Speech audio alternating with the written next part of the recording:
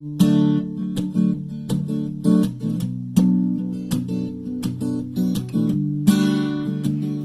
hello, and welcome back to the Night Sky Knitting channel for the last time. Not because I plan on stopping filming anytime soon, but because I am almost certain that I will be changing the name of this channel and my online knitting social media presence broadly, because as much as I like Night Sky Knitting, it doesn't really feel like me. But a knit and chat, which is what this video will be, is not the appropriate venue to announce such a change, in my opinion. So that'll wait until my next podcast update. However, I'm still filming a video today. I'm visiting my father in Florida. You will notice one of his cats, Tinky, hovering around in the background of this video, hunting a receipt and lying in wait to touch all my stuff and chew on my yarn. And I'm procrastinating writing my last final paper.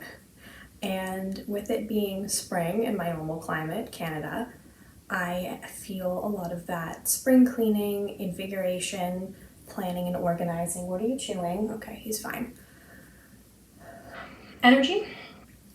And I've been thinking about knitting and quite fixated on a lot of things to do with knitting, and so I thought taking some time to knit and talk it through with you guys might be a good way to release some of that energy. I also asked on Instagram if you guys had any questions, because I was hoping to have some type of theme or heading to kind of organize all my thoughts in this video around. And most people ask the same kind of 3 or 4 group categories of questions, which is nice. So I'll answer those, I think, relatively quickly at some point in the video.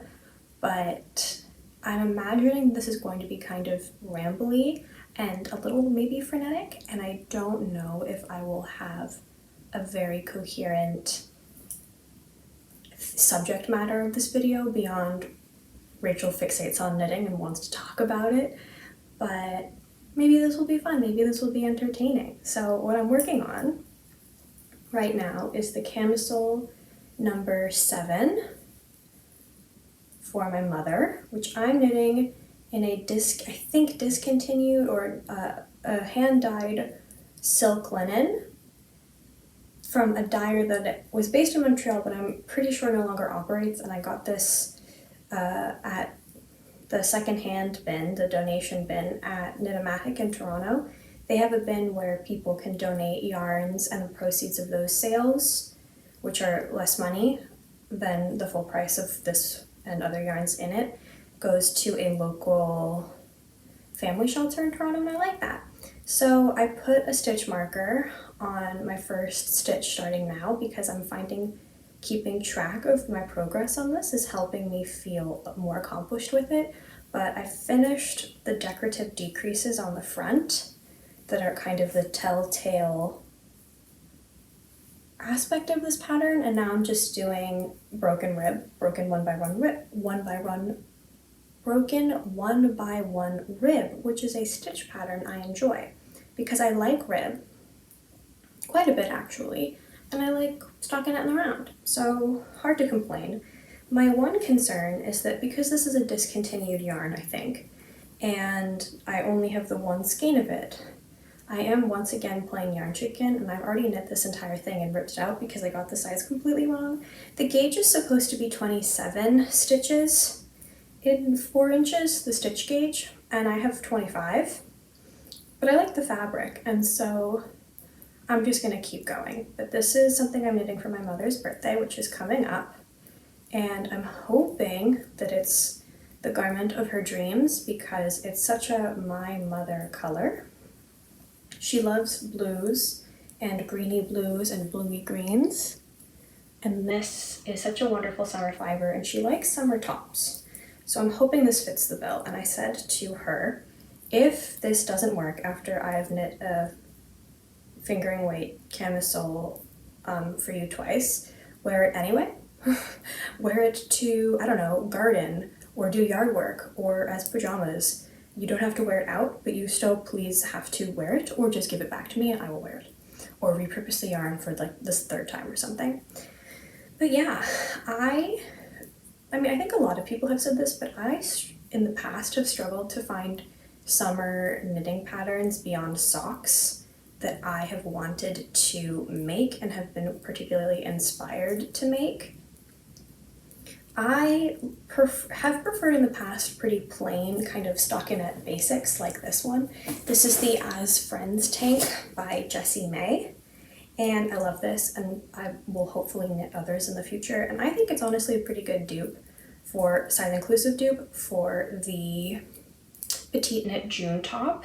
I think that the reason why it hasn't really been identified as such is because it's styled so different, but I think it'd be pretty easy to get something very similar to the June top if you just knit this and add an I-cord here.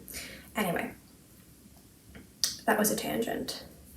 Because I think a lot of knitting patterns I'd seen for summer garments in the past. Oh, there he goes. He's gonna open the door now. I feel like the second I start talking and get back on track, he's going to, yep, literally, yeah, he's doing it again. Just to spite me. Just out of spite. Because this cat, he loves everybody but me in this world. He hates me a little bit. He also likes to snuggle on my lap, but then he'll hiss at me, and I don't understand it. I have found in the past, my last 2 summers of being a knitter and being interested in knitting garments throughout the summer that are not sweaters or heavier, more wintertime friendly things, that not a lot has appealed to me, and even less has been size inclusive. The result of that has meant that a lot of my previous summer knitting projects and current summer knitting plans are all stockinette garments, and that's the kind of thing that I do reach for a lot in the summer. I, in the past, have not been particularly drawn to a lot of frills or lace in my summer knits. I just haven't found them to be very me, but I don't know if there's just more variety in the types of lace knitting garments that are coming out this year, or I've seen more, or my tastes have changed just through sheer amount of exposure to lace knitting patterns for summer that I've kind of been on the receiving end of by being so embedded in knitting social media trends. But that's changing a bit, and for example, I have bought the pattern for the rib lace raglan by James N. Watts, and I'm really looking forward to casting that on once I finish this. There's a new James N. Watts lace summer garment pattern, I think it's called the Dappled Sun or the Dappled Lace Raglan, that I'm strongly considering. I'm really looking forward to the release of the English version of the Barbaro tank by Knitting for Olive. That looks like so much fun to knit, and a camisole that I actually want to wear. That's been another thing. I have not been very drawn to the kind of triangle cut camis that have been the other pillar of domination in summer knitting patterns.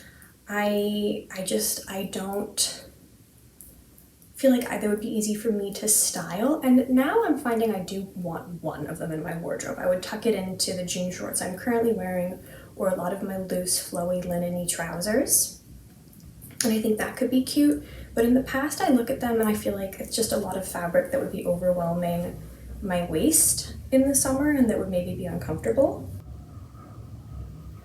And again, that's something that's changed. Now I'm on the hunt for a pretty plain triangle cup cami that I could wear.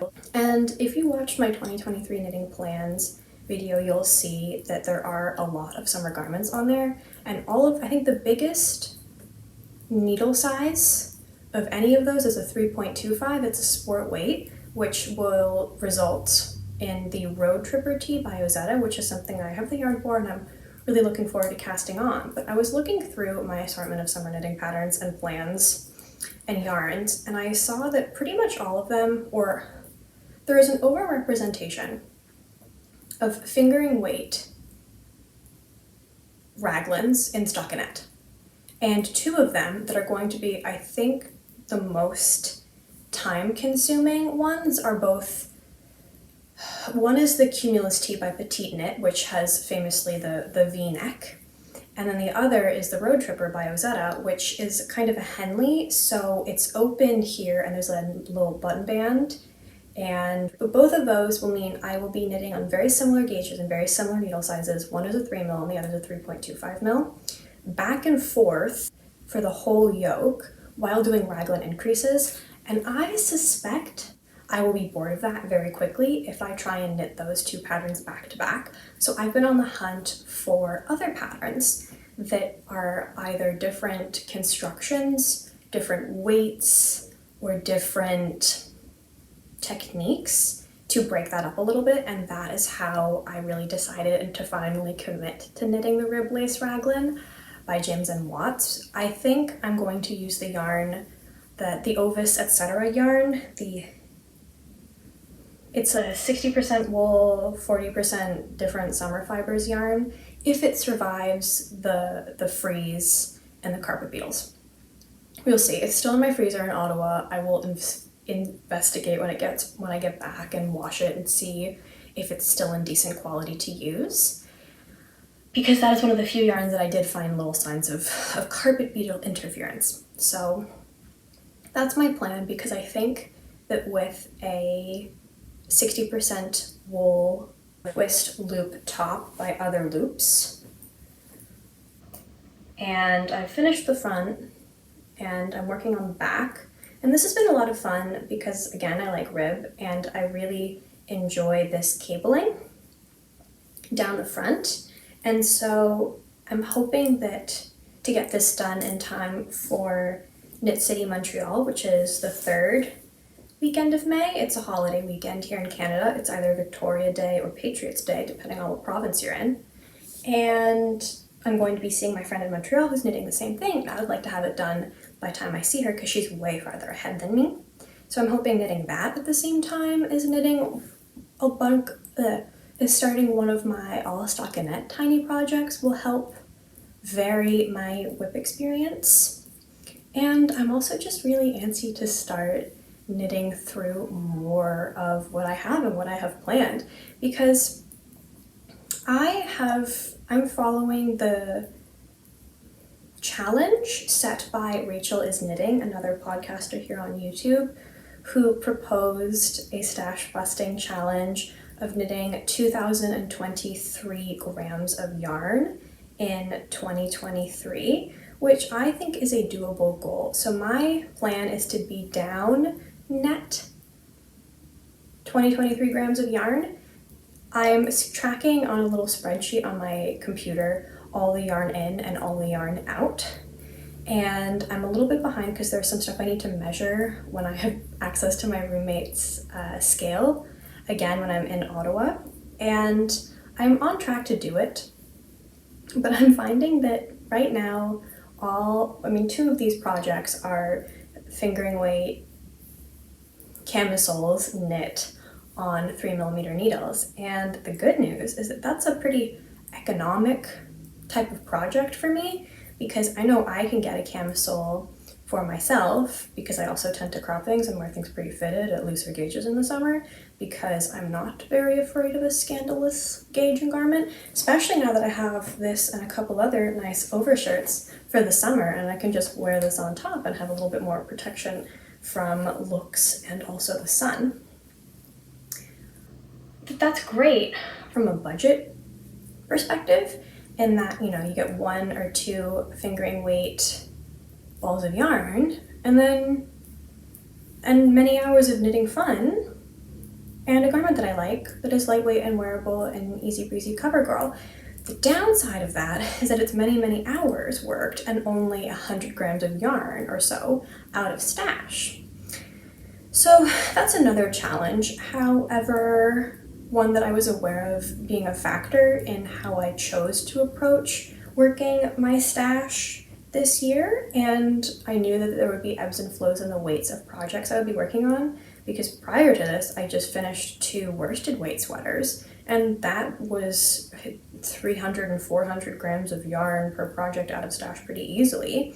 So I think it's all going to balance out in the end, but that's another consideration, is because I have now switched to a bunch of tiny tops or tiny yarn, tiny needle tops, my stash busting speed has decreased. And not because I am knitting less because it's been finals. I still have work. I've been spending time with family and friends. Good time to be a bird watcher once again. However, it is something I'm aware of, that I'm working down my stash at a slower rate. And it's not something that I'm finding I particularly mind, but it is another reminder to pump the brakes on yarn buying, especially until after Knit City, because I'm currently saving money so that I can buy hopefully without guilt, at Knit City Montreal. And there I looked at the list of vendors, and it seems that they have a few people who will be at the marketplace selling yarns that are Canadian grown, Canadian milled, and Canadian dyed or undyed. And I'm really looking forward to that because I would like to continue exploring the world of Canadian fibers, in part for, support Canadian, but in larger part because I want to, if I can, I'm really hoping that just by wearing a lot of more rustic woolly wool garments, my skin will finally toughen up and just get used to it. But even more than that, I like that by shopping Canadian fibers or things grown in the United States just across the border, like things that are spun and dyed at Green Mountain Spinnery in Vermont, for example, mean that I have a much lower carbon footprint in my knitting because it's not being shipped across oceans in incredibly inefficient freight ships that are killing whales by hitting them and doing all these different things to get my yarn. But I also know that I'm just nowhere near at a place where I can only use 100% Canadian or regionally grown fibers because, well, A, that's simply not going to work for me in the summer, and B, they tend, though they're not always, to be just a little bit rougher because of the nature of a bunch of things to do with our fiber shed. And I can't wear a lot of it next to skin, but I am working on it. For example, the Emily C. Gillies Maritime Aran, which is all grown, milled, and dyed within, I think, probably a couple 100-kilometer radius in Canada, and then sent to me when I buy it. I can wear that next to skin, not in a hat, for example, but I don't really need to wear a long sleeve t-shirt under it when I wear my sweater in it, so that's really nice. And I do think that my wool tolerance is growing, and I also know that the colder it is, the less my skin notices, and the more I just appreciate being ensconced in a woolly wool garment. But I also just like garments or yarns that are from farther away places or are not local, such as Knitting for Olive Cotton Merino, the one I've been working on for this top. I've really enjoyed working with it. I love their color selection, and they still have great ethical and environmental standards for their yarns, and I'm happy to continue buying that. But when and where I can, I want to continue supporting the world of Canadian wool, and I think Knit City will give me the opportunity to do that. So it's useful to remember that I have a big yarn buying occasion coming up soon, and all the yarn that I don't buy and all the money that I don't spend now is money that can be spent on yarn bought there. So that's fun. And that's what I just kind of keep reminding myself over and over again as I'm seeing different types of exciting European yarns that I see all the European YouTubers that I watch start being stocked in different Canadian stores, like Units starting to stock Senna's Garn Duo, or Wabi Sabi starting to stock Tin Peer Gint, and all these different things. I am very much looking forward to one day buying a sweater's quantity of Peer Gint or Tin Peer Gint, because that seems to be a very contained supply process and production process, just all in Norway, because it's Norwegian sheep and then it's produced in Norway by Garn, and then the only real shipment and big carbon emission would be bringing it to Canada, and then if I just go to my store and pick it up in person and I'm not shipping it very far, then I think that will achieve the same goal regardless. But all of these yarns are very tempting, especially since it's really easy for me to be kind of captivated and start to covet all these European yarns that are very budget or more budget friendly and accessible in Europe, when a lot of the media I consume are European podcasters. And I think I just need to sometimes take a step back and be like, there's good stuff available to you in Canada too, Rachel, and remind myself that I am really excited about those things and that there's no reason to buy yarn now because I have so much and I'm going to again have a lot soon, and I'm not working down my stash particularly quickly in this moment, working on a top that will remove 100 grams from my house that's taking me many weeks to finish. So those are my rambly thoughts on how my working down stash is going.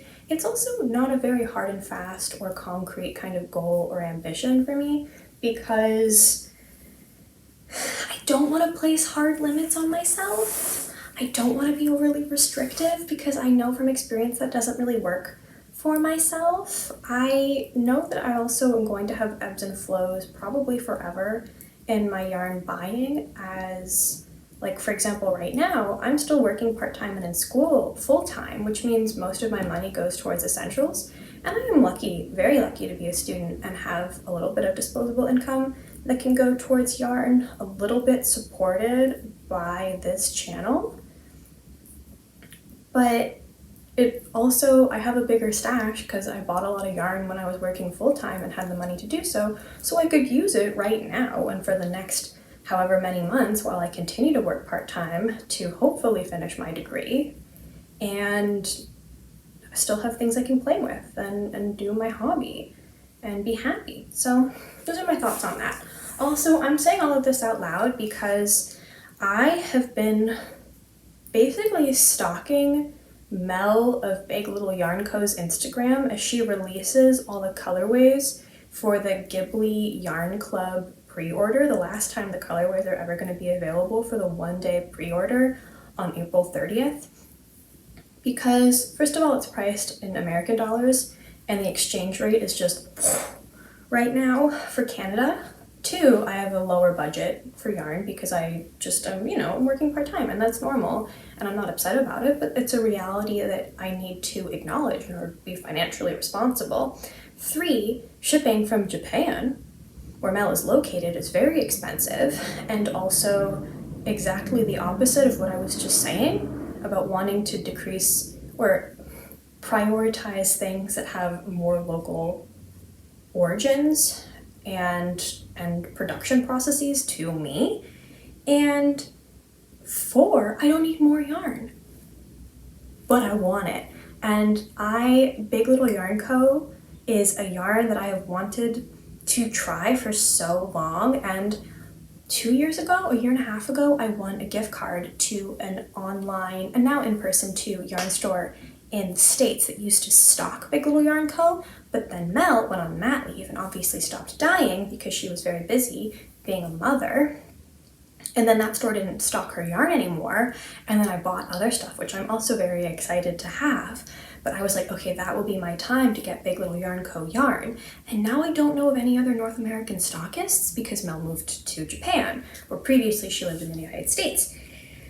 And I love her videos to see a slice of what life... Oh, she has the Cozy Cardigans podcast, which also Nathan has, my boyfriend. I often watch knitting podcasts before bed, and then he falls asleep to them next to me because he finds most of you guys who create podcasts to be very soothing. And his opinion, Mel is top tier in terms of soothing voices, so that's really fun.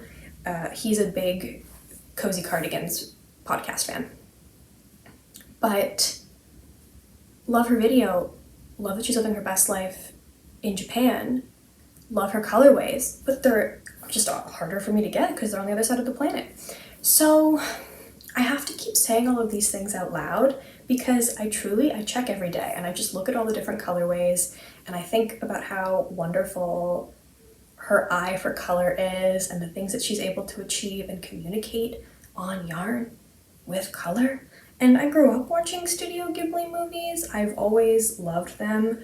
My phone home screen is Howl's Moving Castle and it has been since high school. The lock screen for my iPad is from Kiki's Delivery Service.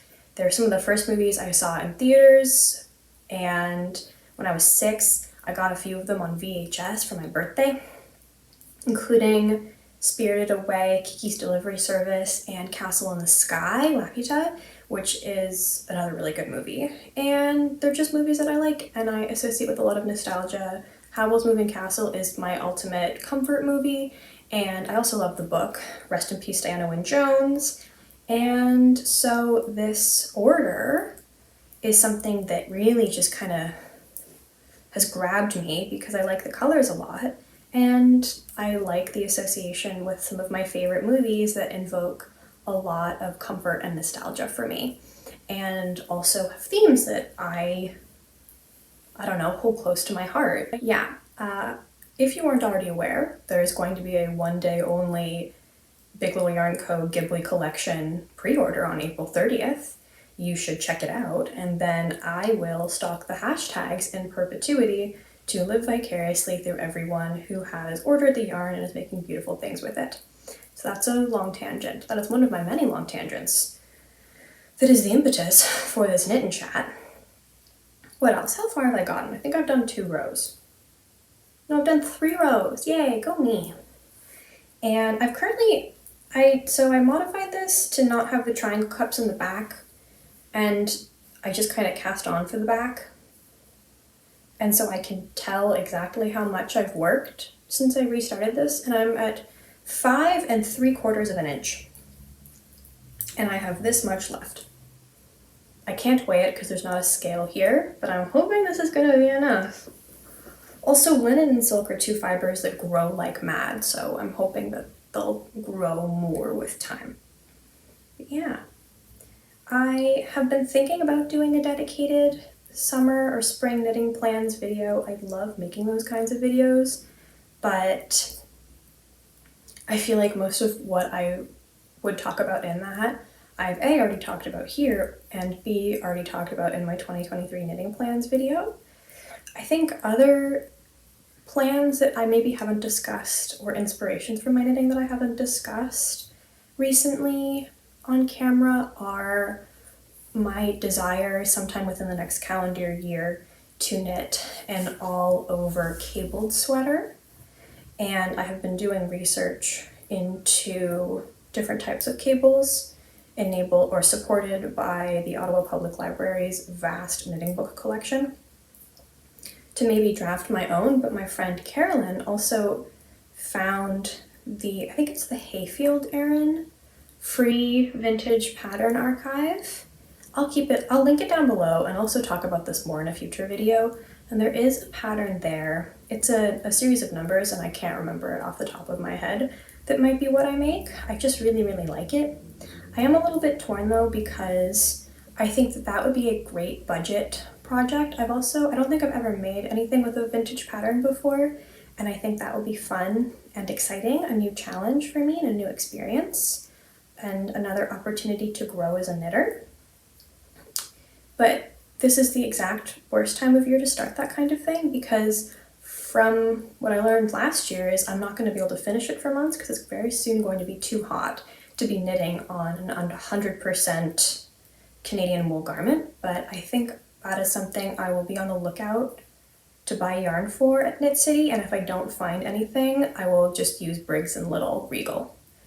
And that is very easy for me to get. And it's $8 Canadian for 100 grams, and that's a great, great price because, I mean, how often can you find 100% wool?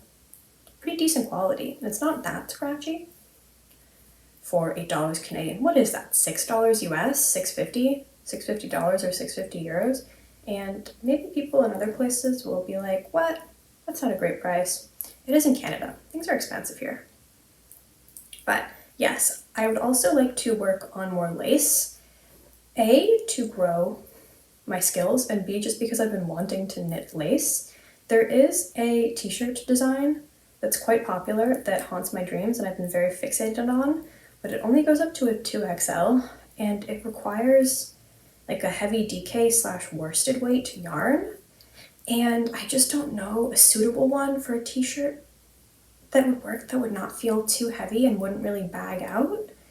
I would like it to keep its structure, and so that's something that I've been trying to find a similar pattern for in maybe a lighter gauge and hopefully available in more sizes.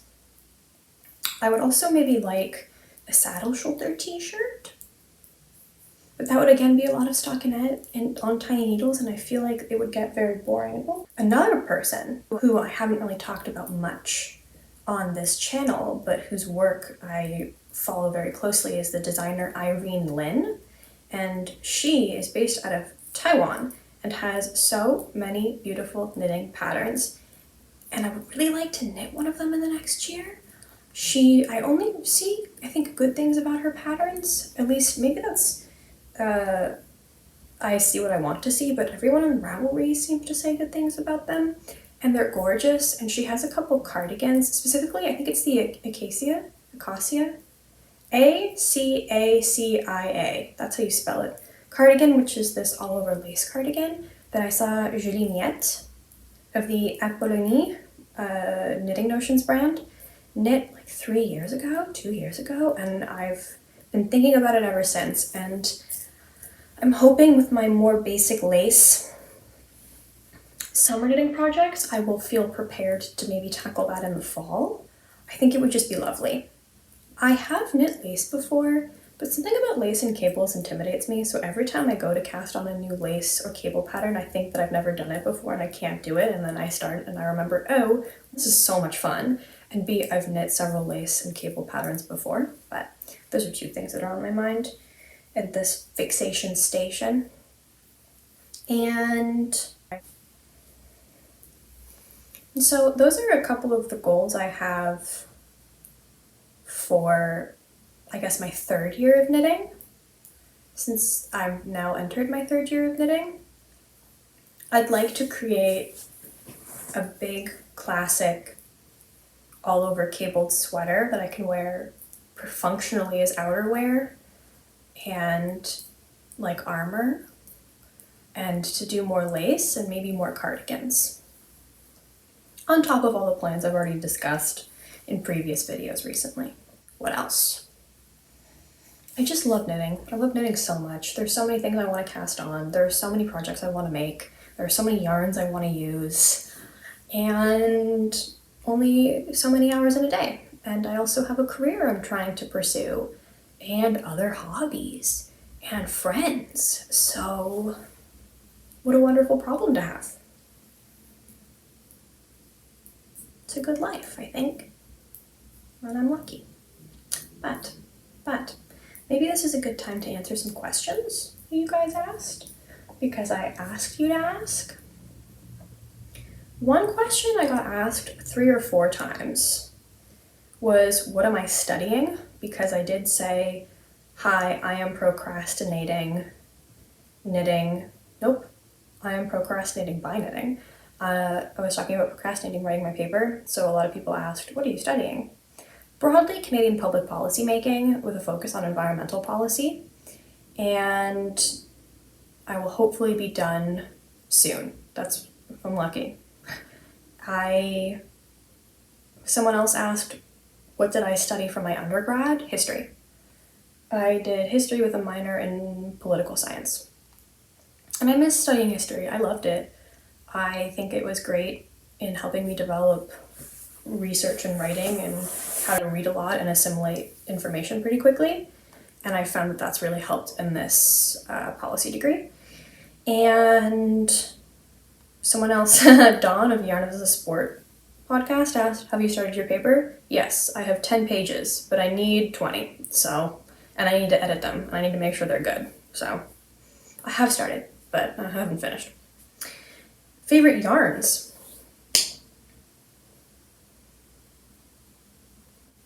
Emily C. Gillies Maritime Aran. I like it a lot. I love the colors, I love the feel. There's a lot of plant matter to pick out, but I haven't found that that bothers me.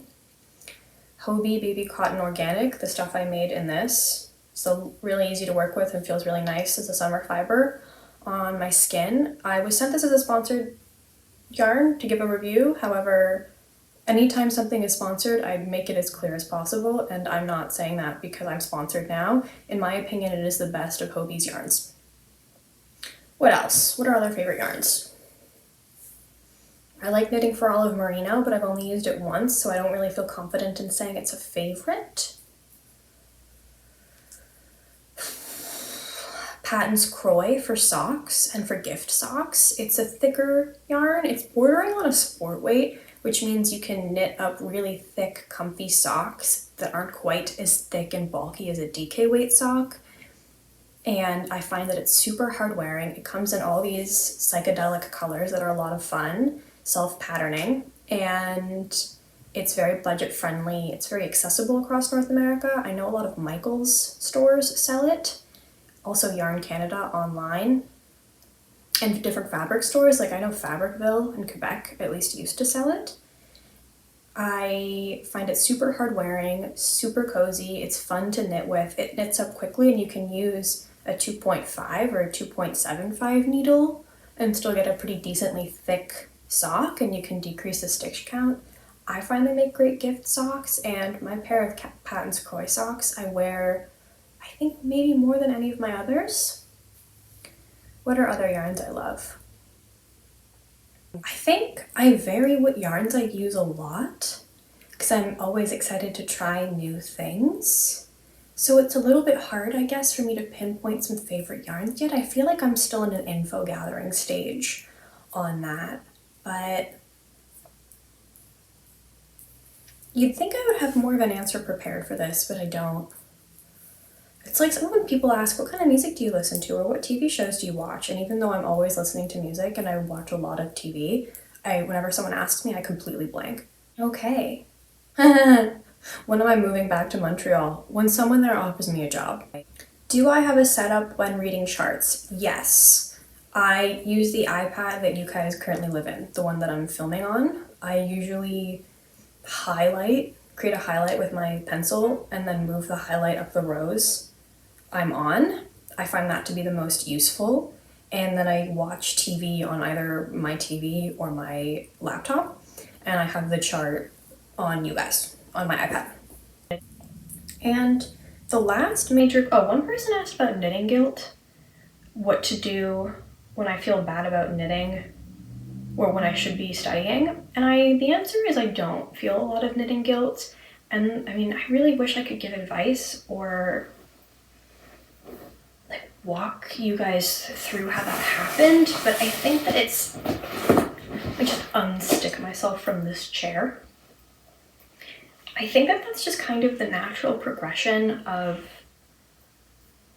having worked myself to the bone throughout my undergrad and been super busy all the time and a little sleep deprived and not having good work-life balance and kind of losing a lot of my hobbies in that period.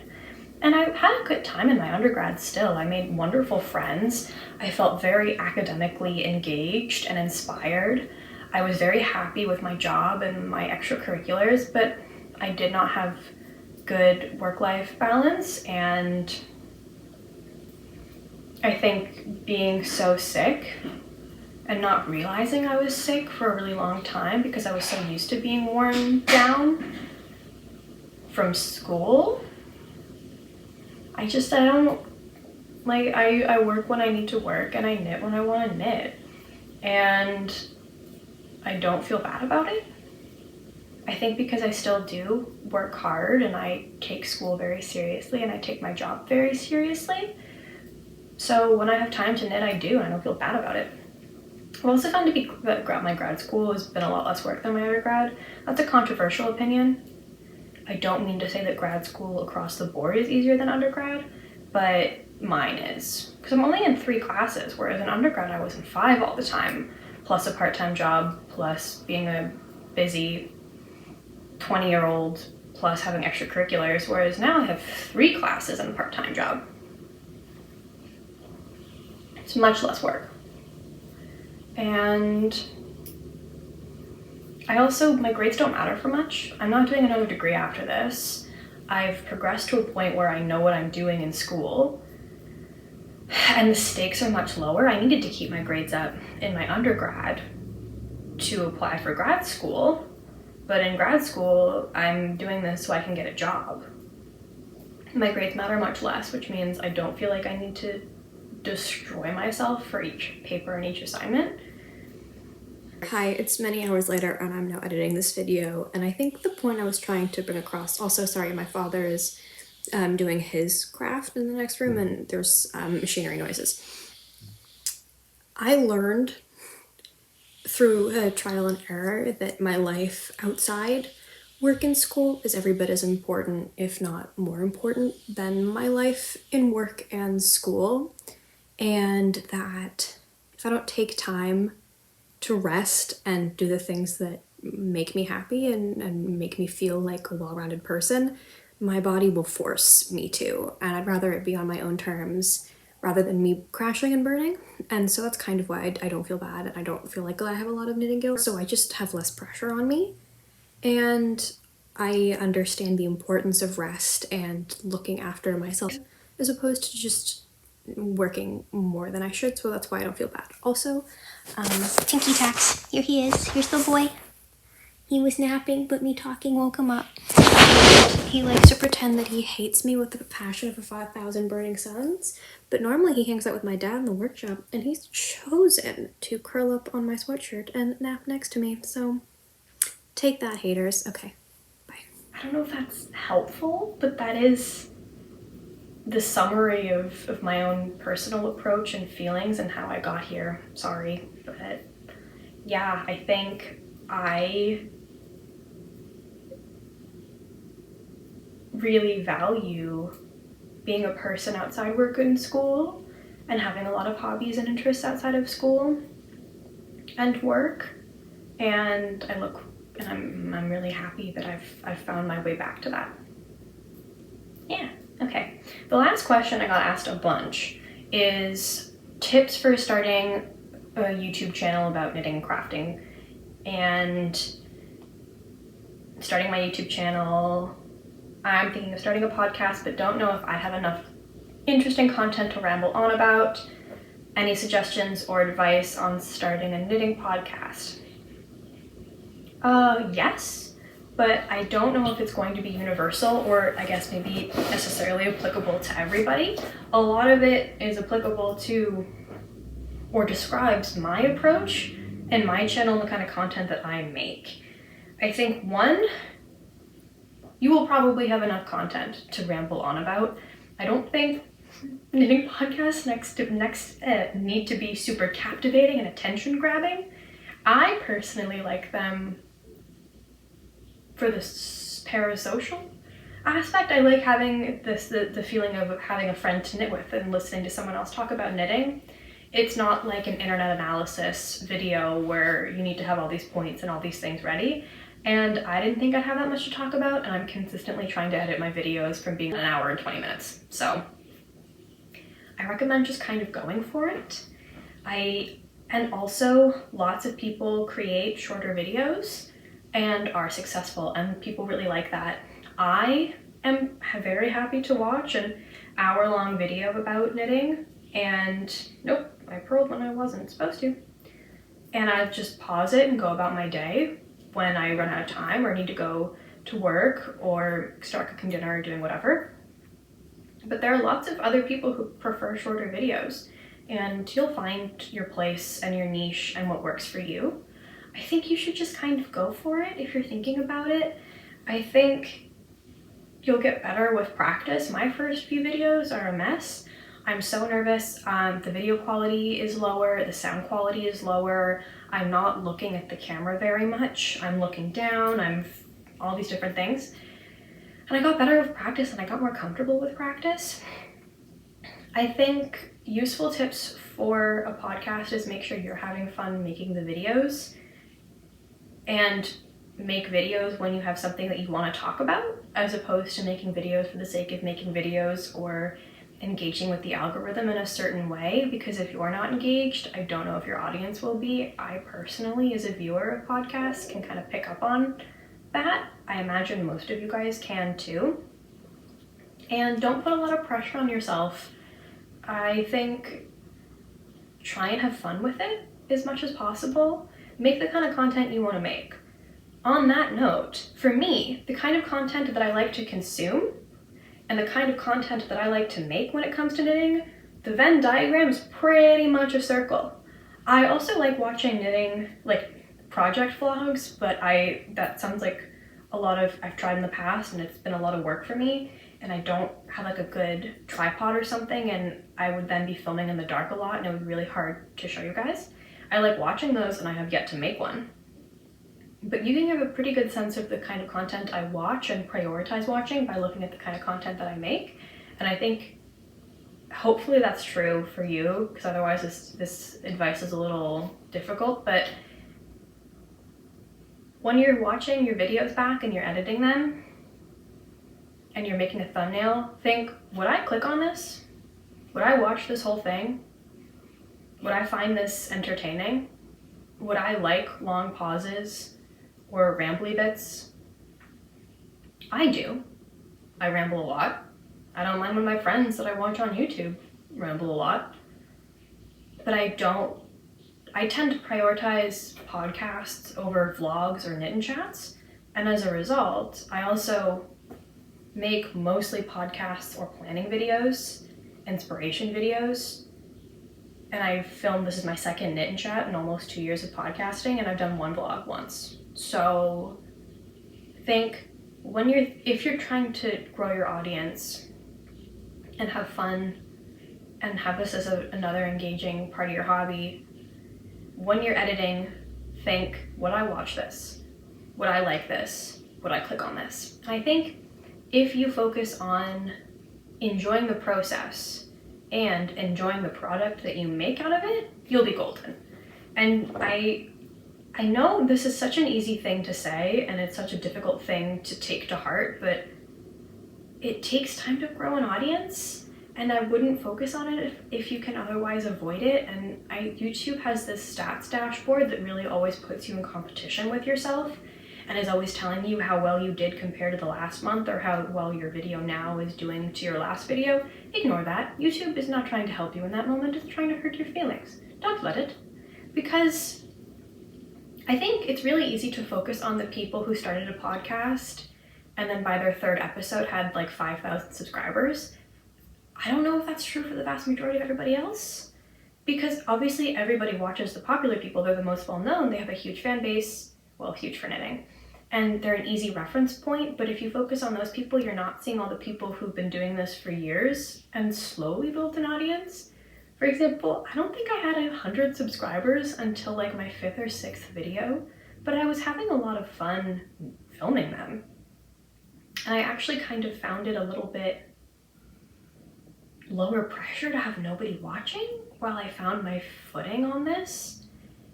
And I really just liked having an outlet to talk about knitting. And yeah, the first 2 videos, 3-4 videos I made, maybe had 20 views each.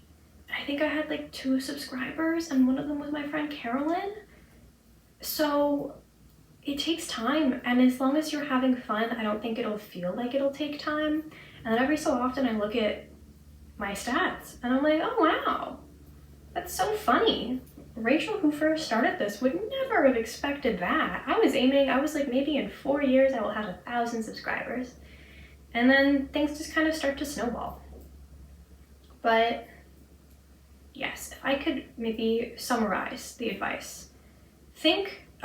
Another thing is, if you're editing an iMovie, go to the volume section, hit volume in the editor, and then turn it all the way up. Because sound quality and video quality are going to be a huge factor, I think, in if people want to watch your videos or not. I noticed that once I increased the volume and people had an easier time watching, things got better. But yeah, make content that feels fun to make and that you yourself like to watch when you're editing it back. don't be so hard on yourself. A lot of the videos that I thought were not very good are some of my most liked and most watched videos. I find I have almost no ability to predict what will do well and what will not. My most watched video is one where I just had a bunch of like non-garment finished objects to show you guys, including my little frog, and I hadn't filmed in a while. And I felt a little rusty, I felt a little frenetic, I felt a little like I was showing you guys a bunch of things that you would not be interested in, but that's what I've been working on, and it's my channel and I want to talk about my knitting. And it's my most viewed video for some reason, which is fun and just shows for me I really have minimal ability to predict what people are going to go for and what they're not going to go for. And so I think that as long as you focus on enjoying having a podcast and enjoying chatting and all of this, then you'll have a good time. That's my best advice. And just make stuff that you like. And don't pressure yourself about a posting schedule unless you find that useful to have one and have a routine, because then I assume like people kind of feel pressure, and then it becomes an obligation, and then they burn out, and then they're always apologizing because they weren't able to film for a while, and I don't think that people should have to apologize for that. I think that a lot of us don't have this as our main job or source of income, and it should remain fun, I hope. It is for me, at least. I think this is a lot of fun. I really appreciate having the time to do this and all the advice and insight and encouragement I get from all of you guys. And I hope that new podcasters get that too. Who are some people who've given good advice on starting a podcast? Caroline of Caroline's Knits has made a couple videos on these sorts of topics that I recommend watching. I think a lot of her insights and takeaways probably also apply to me. And I wish you all the best. It's easy to think of the people who have 1,000 subscribers very easily, but I don't know if they're the norm. Because there are so many knitting channels out there. I know, because I watch a bunch of them. And it's great to celebrate success, but don't think that you're not successful if you aren't Knitting Traditions or the Crayabea Knitting Podcast. What else? How long have I been filming at this point? Oh, it's been an hour. How far have I gotten? Let's see.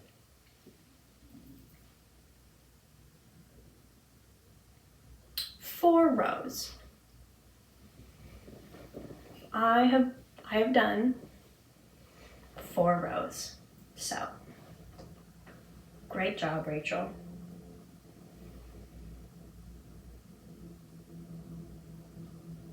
Just dropped a bunch of stitches off the needle doing that. Okay, it sounds like my dad is making movements for us to leave and get lunch soon. Yep, talking to Boots, the other cat, who's much nicer to me, by the way, than Tinky. If anybody has any tips on how to deal with a cat who is determined to assert dominance over you, please let me know. Because when I Google it, all the resources are about how to stop cats who are trying to assert dominance over other cats, and I am in fact a human woman.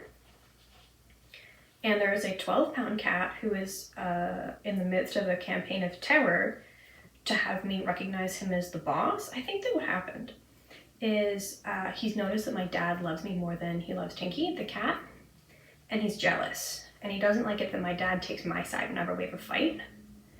And when I say we have a fight, I mean he hisses at me. And then my dad says, "Bad Tinky." And then Tinky takes that very personally.